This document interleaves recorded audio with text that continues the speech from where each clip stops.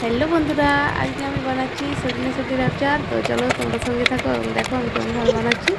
তো প্রথমে শুটিগুলো ধুয়ে রাখতে হবে, তারপর শুকিয়ে নিতে হবে একটু। তারপরে এই যে ছোটো ছোটো করে কেটে নিলাম। এরপর আমি সব লেমনগুলোর রস বের করে নিচ্ছি। তো হয়ে গেছে এইগুলো আমার সাজ সরঞ্জাম আচার বানানোর। প্রথমে 2 চামচ মেথি আর 4 চামচ সর্ষে আর কয়েকটি কাশ্মীরি লঙ্কা নিয়ে নিয়েছি, যাতে রঙটা একটু ভালো আসে তার জন্য ঝাল লঙ্কা আমি পরে দেবো।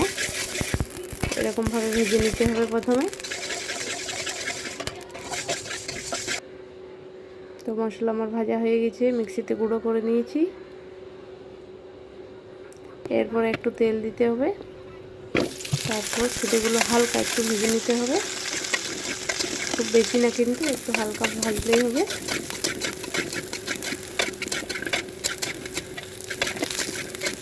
ছুটিগুলো আমার ভাজা হয়ে গিয়েছে, এরপর নামিয়ে নেব কড়াই থেকে।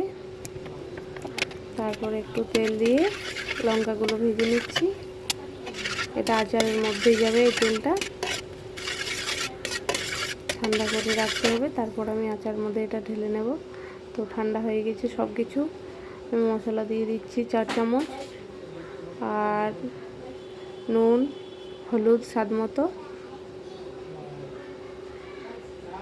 তারপর একটু নেড়ে চেড়ে লেমনের রসটা দিয়ে দিচ্ছি।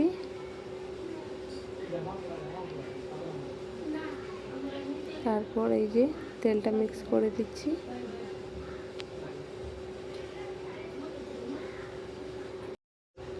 তারপর 3 থেকে 4 দিন রোদে দিলে বাস রেডি হয়ে যাবে আচার খাওয়ার মতো।